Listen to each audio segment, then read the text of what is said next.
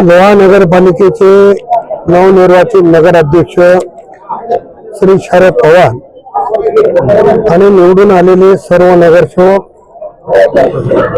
त्यांना पाठबळ देणारे माझे सर्व सहकारी या निमित्तानं माझ्या कुटुंबाची भेट घेण्यासाठी इथं आले.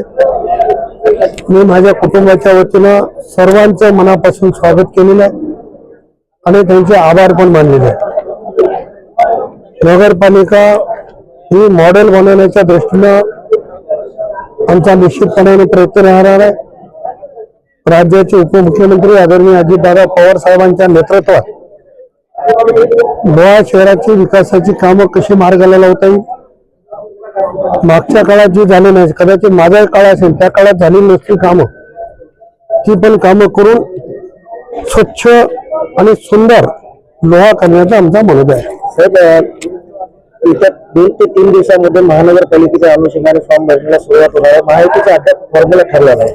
असं आहे की महायुतीच्या संदर्भात राष्ट्रवादी काँग्रेसने भारतीय जनता पक्ष आणि शिवसेनेकडे प्रस्ताव दिलेला होता. शिवसेनेने सकारात्मकता दाखवली. या संदर्भात शिवसेनेचे नेते हेमंतभाऊ पाटील आणि माझी बैठक पण झाली आणि मला वाटतं की आज उद्यापर्यंत याच्यामध्ये निश्चितपणाने आम्ही पुढे जाऊ. जे सोबत आले त्यांचं स्वागत आहे, सोबत नाही आले तर स्वतंत्रपणाने राष्ट्रवादी काँग्रेसला नाही. भारतीय जनता पक्षाने प्रस्ताव दिलेला नाही, त्याच्यामुळे त्यांचा विषय मला वाटतं संपलाच जमा आहे. काँग्रेसचे नगरसेवक एमआयएम मध्ये दाखल झाले ते अशोक चव्हाणांची खेळी मानल्या जाते. आपली याकडे कसं? अशोक चव्हाणांना हिरवा भाजप करायचा आहे आणि जनता देखील ओळखून आहे की एमआयएम कोणाच्या इशाऱ्यावर चालली आहे, कोण त्यांच्या पाठीमागे पाठबळ देते ते मी सांगण्याची गरज नाही. तेवढीर नाका भागातून अनेक सहकार्यांचे मला फोन आले, हमारे इधर भी अभी हरा भाजप बढ़ रहा है.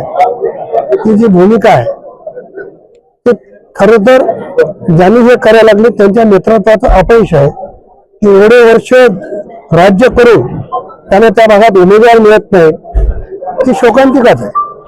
दोन्ही राष्ट्रवादी एकत्र येण्याचे चिन्ह आहेत. परवा आमच्या बैठकीमध्ये पक्षश्रेष्ठींनी सूचना दिलेली आहे आणि स्थानिक स्तरावर कमल किशोर कदम साहेब असतील, डॉक्टर सुनीलजी कदम असतील यांच्याशी आमची चर्चा झाली.